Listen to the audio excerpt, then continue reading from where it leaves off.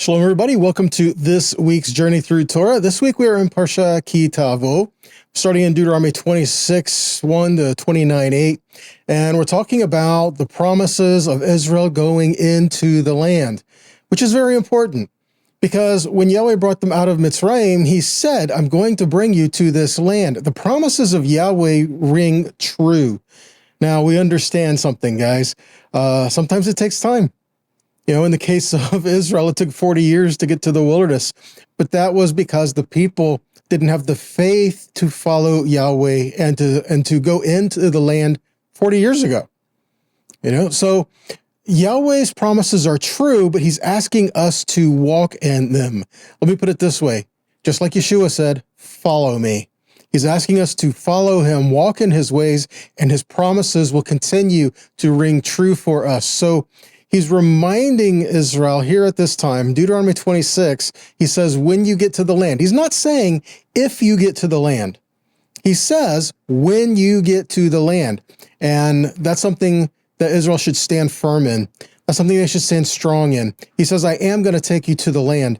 And guys, the promise that we have for us is just as real today. Yahweh says, I'm going to resurrect you and bring you all home.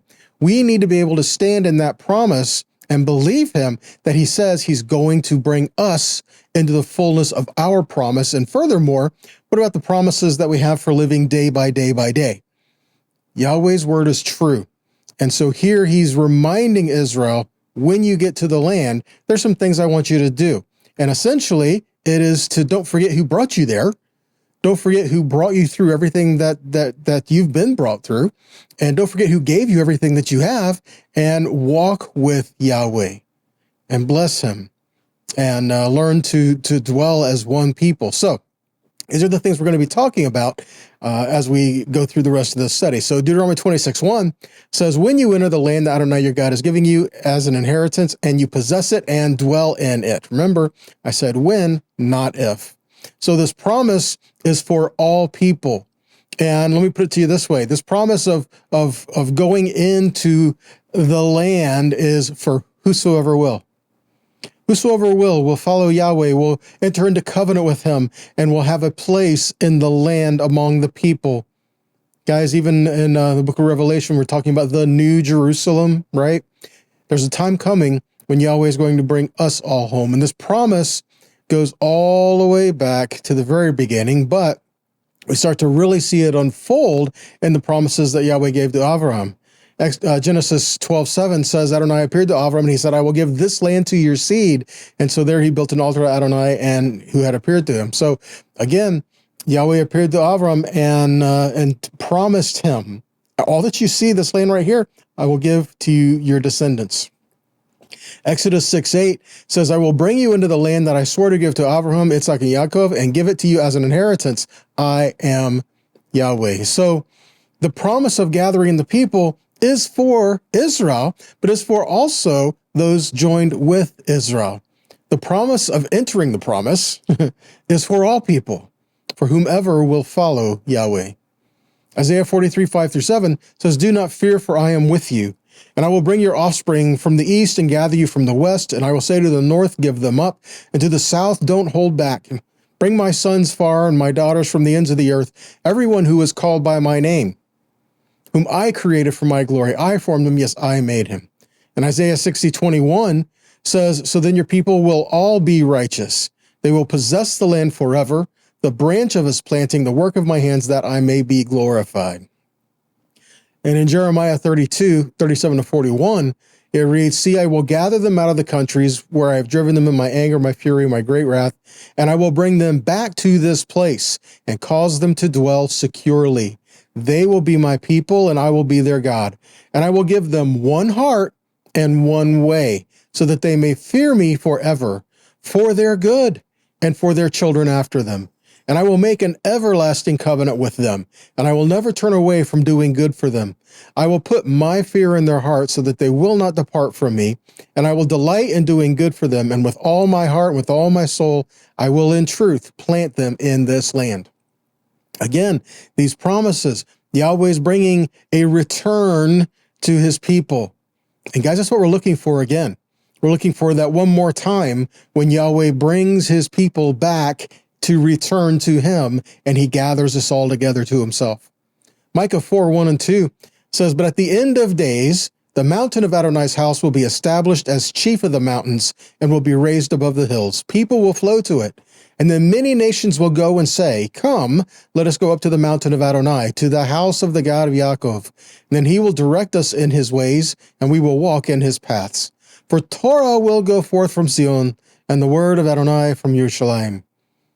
Again, the promise of Yahweh, his word will go forth from him and gather in all the people to bring them to a place where he has placed his name in the earth.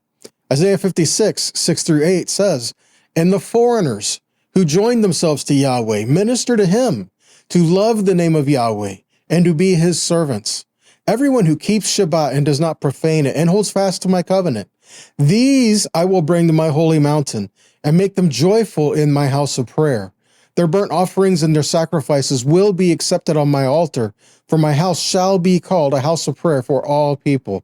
And the Lord God who gathers the outcast of Israel declares, I will gather yet others to him besides those already gathered." See, just as the promise of Israel to go into the land, we have this promise as well. Even the people from all nations who join themselves to Yahweh, to minister to him, to come into a place of covenant with him, we will all be brought together and to worship. And even the outcasts of Israel, we will all be brought together to worship and declare his great name in the earth. Zechariah 14:16-17 says, "Then all the survivors from all nations that attack Jerusalem will go up from year to year to worship the King, Adonai Savaot, and to celebrate Sukkot. Furthermore, if any of the nations on the earth do not go up to Jerusalem to worship the King, Adonai Savaot, they will have no rain." So again, we have going up to Jerusalem to worship Yahweh. Guys, we can worship wherever, and we should, absolutely. But there is a special place throughout the scripture where Yahweh says he has placed his name for all of us to gather in together. And we do so as one people, not different denominations, not different nationalities, as one people, a people called by his name.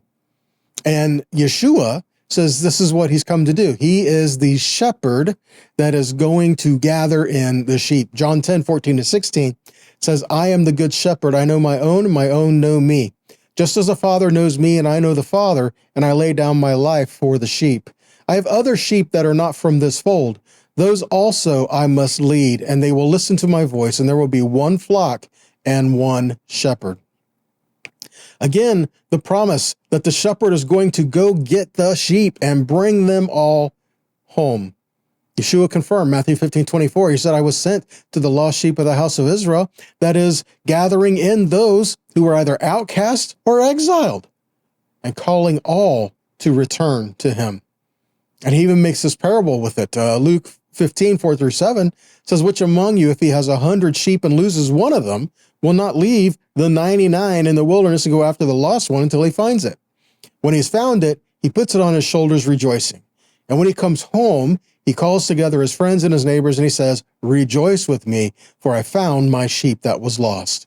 And I tell you, in the same way, there will be more joy in heaven over one repenting sinner than over the 99 righteous people who have no need of repentance." Again, he's saying that we've gone astray, but he's gathering us all back in. And when he does so, he didn't say, I go and I get the one, leave the 99, get the one, and then I just stay with the one. No, he gets the one and brings them back to be with the 99. Okay, so that's the idea. He's bringing us back in to be part of a people. Yeshua is gathering people from all nations to come together and worship Yahweh. See, the land was a sign of a promise that Yahweh gave. He said, "I will bring you to this land." Guys, Yeshua is the sign of a promise to gather in as one people from all nations. We gather in his light. He is the lighthouse. He is the beacon of hope and of light and life that we all come to. And he is the promise, the fulfillment of all those promises for us. Isaiah 11:10-12 says, "It'll also come about in that day that the root of Jesse will stand as a banner for the people." Who's the root of Jesse? Yeshua.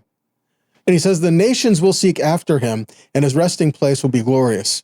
And it will also come about in that day that my Lord will again redeem a second time with his hand the remnant of his people who remain from Assyria, Egypt, Pathros, Cush, Elam, Shinar, Hamat, and from the islands of the sea.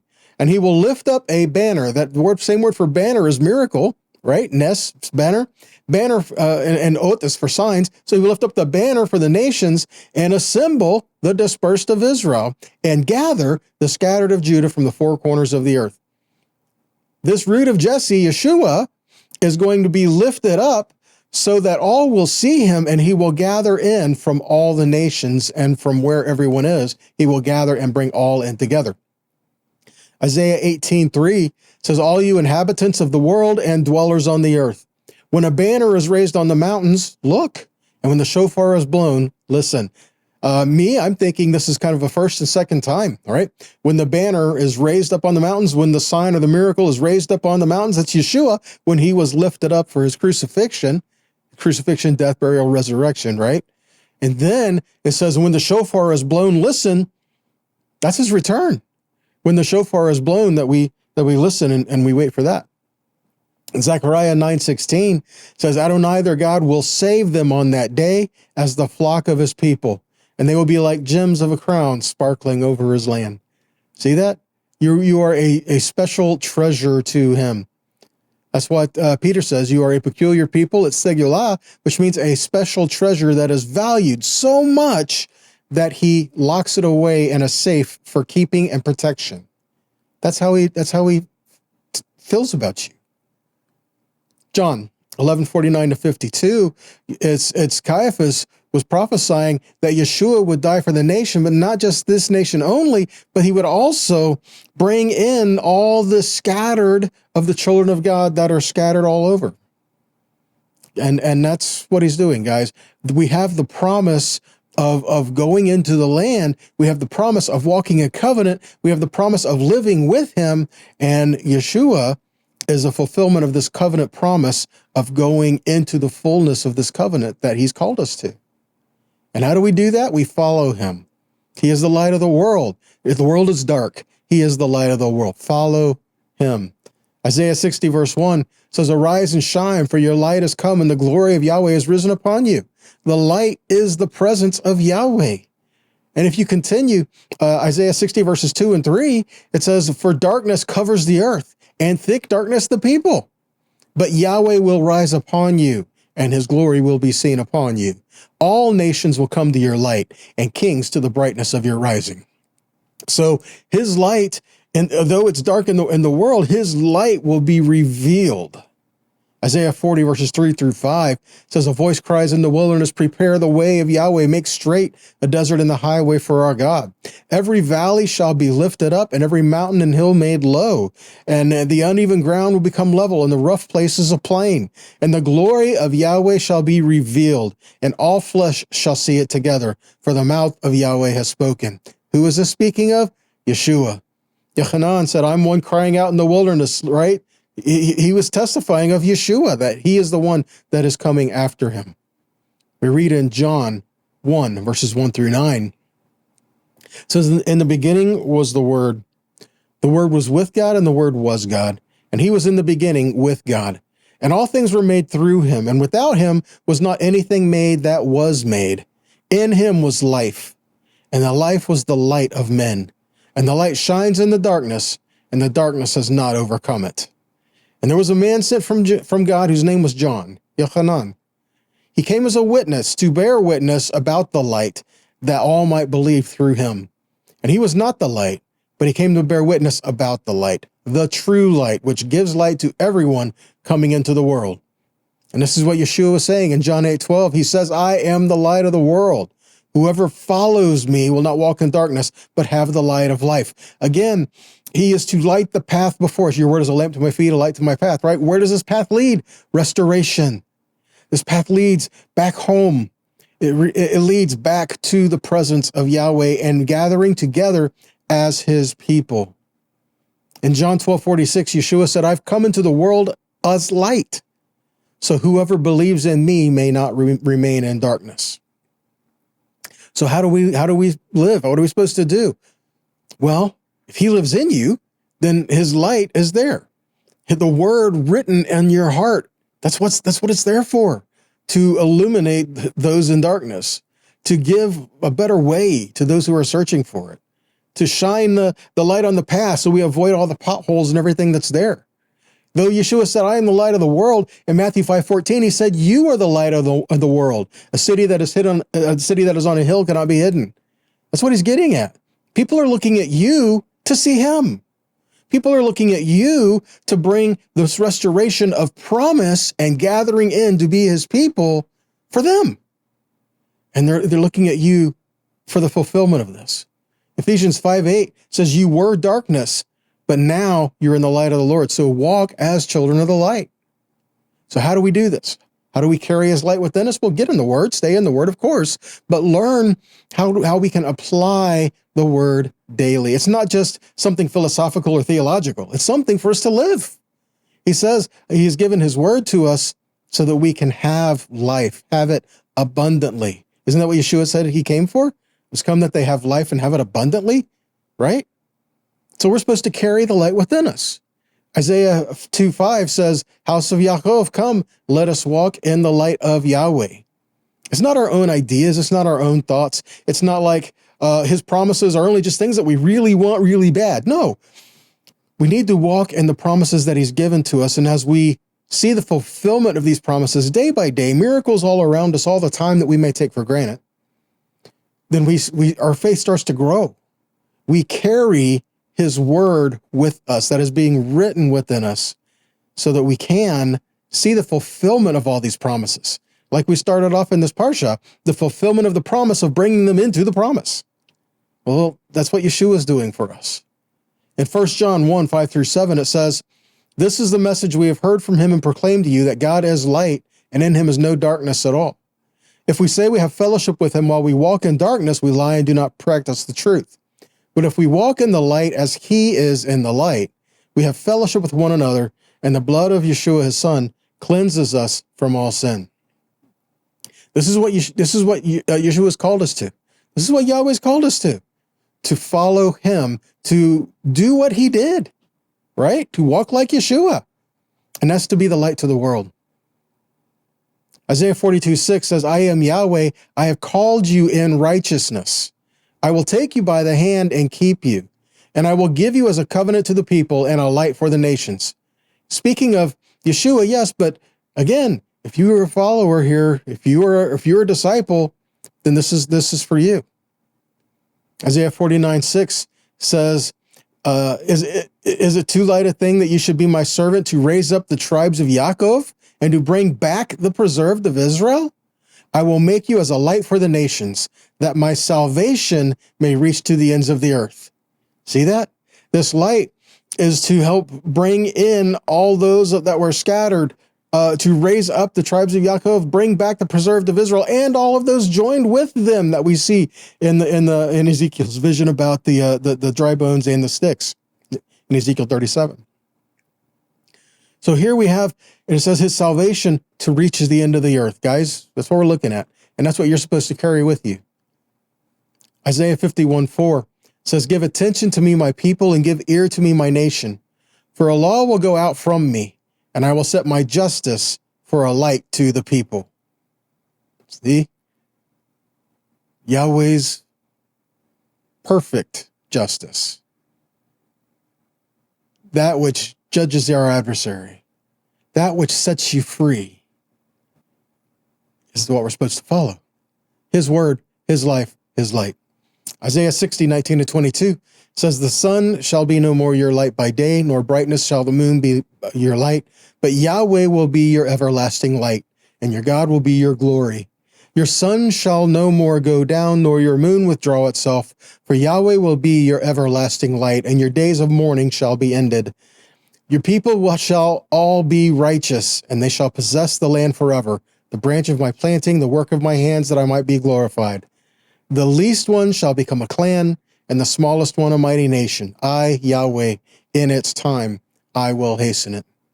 And Revelation 21:23-27 says, the city has no need of sun or moon to shine on it, For the glory of God gives it light, and its lamp is the Lamb. By its light will the nations walk, and the kings of the earth will bring their glory to it. And its gates will never be shut by day, and there will be no night there. But nothing unclean will ever enter it, nor anyone who ever does what is detestable or false, but only those who are written in the Lamb's book of life. So what we're looking at, guys, that's you. And just as we have the promise of Israel going into the land and walking in the promise and the fulfillment of what he's given to them there, we have the same promise here in Revelation. That we can look forward with surety that just as sure as he brought Israel into the land, he's bringing us into this, our eternal promise, our hope of a place for us to gather together in peace and in harmony and to worship the one true God and just have this wondrous relationship with him and each other too, guys. His promises are true, not just for you, but for his people. And so we need to walk in the fullness of all of those. And that means we're going to love him. We're going to walk with him, but we're also going to look out for one another too. And we're going to help grow each other up. We're going to help be disciples of him. And we're going to help each other walk the path. If we fall, we pick them up and keep walking. And that's what we're supposed to do, guys. Yahweh's promises are true, but he's asking us to walk in them. And that's the day-by-day thing that we're looking at. As we go through the book of Deuteronomy, you see continually, and we've talked about this just recently, you see continually how I've set before you life and death, blessing and cursing, or here's life, here's curse. Remember Shechem, Gerizim, and Aval? It's your choice what you're going to do with your life today. And so, are you going to use it for good? Are you going to use it to show the light of Yahweh? Are you going to use it to continue to walk in the fulfillment of the promises that he's given to you step by step? And in doing so, we're going to help lock arms with those around us and help keep each other from falling and to continue to walk with him in his ways. Okay. Well, guys, that's all I've got for you today. I hope this has been a blessing to you, encouraged you, challenged you a little bit too. And if it has, then please share it. Whatever avenue you watch or you listen to these teachings, please share them, help get them out there. If it's been a blessing to you, then it's going to bless somebody else too, right? So please share them and help get them out there. And if this has been a blessing to you, then please consider making a donation on whatever avenue you watch or listen. Just please consider making a donation to help us to continue to put these out there, because we can only do that because you enable us to do so. Okay, so help us to continue to do that and put these out to be life-changing for all those who hear. All right, so until next time, guys, be blessed and be a blessing. Shalom.